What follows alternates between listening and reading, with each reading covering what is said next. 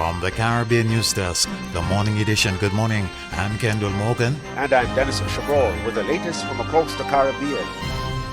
Sessions are expecting that the date for the next general elections will be announced soon.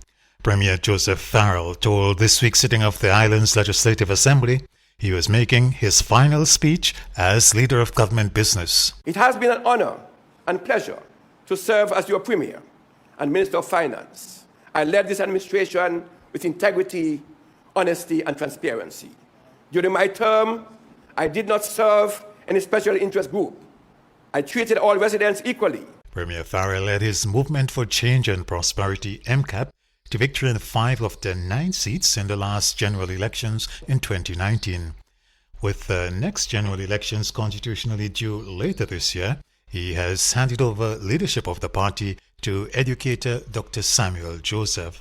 The Premier, however, says he is not about to fully step away from politics. I have decided, Madam Speaker, that in order to retain the MCAP party as a party for the future, I, as a good leader, I have decided to step aside as party leader to allow a young person to lead the country into the future.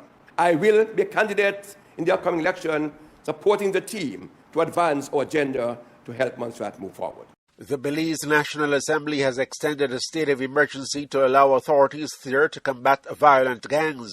Since a state of emergency was declared on June 23 for Belize and Cayo districts, 68 suspected gang members have been jailed. The National Assembly yesterday voted in favor of a resolution to extend the state of emergency by 2 months. Senator for the business community Kevin Herrera says there must be a balance of the rights of suspects and law-abiding citizens. In one way, you're talking about preemptively take people who may commit a crime and putting them behind bars or take away their freedom. And so I think it's a very, very serious issue, especially when you look at it in light of our Constitution and all the freedoms that guarantees. But I also think that there's a larger issue. That larger issue that government has is to protect the law-abiding citizens as priority in this country. In Guyana, police are testing 26 handguns and 2 rifles they seized from a house owned by the brother of a man who was gunned down 3 years ago. 6 persons, including clothes vendor Ian Fagundes, were arrested from the house in Kitty, Georgetown. He is the brother of Ricardo Fagundes, also known as Paper Shorts, who was shot dead outside a popular night spot in Georgetown. Moments before he was killed, he was in the company of close friend Shahid Rojakan, a former Guyanese drug lord who was convicted and jailed in the United States before he was deported. Haiti's new interim Prime Minister Gary Conille is set to attend the next week's summit of CARICOM leaders for the first time since he took office in early June. Among his tasks are to reduce widespread gang violence with the help of a Kenya-led United Nations security mission and prepare the country for its long-overdue elections.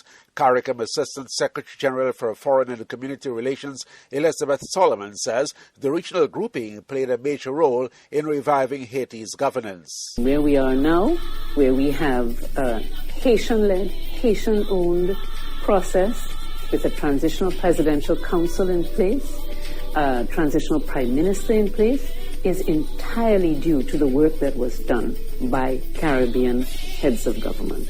And that is, quite extraordinary and something to be very, very proud of. And that, I think, is going to set the tone. We are looking forward to welcoming the new transitional Prime Minister of Haiti to the heads of government and for a new engagement, of course, with the Haitian transitional governance structure. The Jamaica Public Service Company, JPS, is complaining about threats to its workers in areas still without electricity since the passage of Hurricane Beryl. The company says security forces have had to be called in to escort its workers in some communities where residents continue to protest the delay in restoring their electricity. In the meantime, Energy Minister Darrell Vaz is concerned that the JPS restoration reports may not be matching the situation in the communities. He says he has been hearing the complaints from the parliamentary representatives. I have already heard from over 20 members of parliament who are still maintaining that the majority of their constituencies are out of power. So again, this leads me to the point of where the information that is coming out of JPS and what is happening on the ground is at odds. And we have got to find a way to make sure that we are all on the same page. We are now going into week 4 since Beryl struck, and the longer we go is the harder it gets for those without electricity. Well, this has been the morning edition from the Caribbean News Desk. You may contact us by phone or WhatsApp at +592 700 9293. Thanks for listening.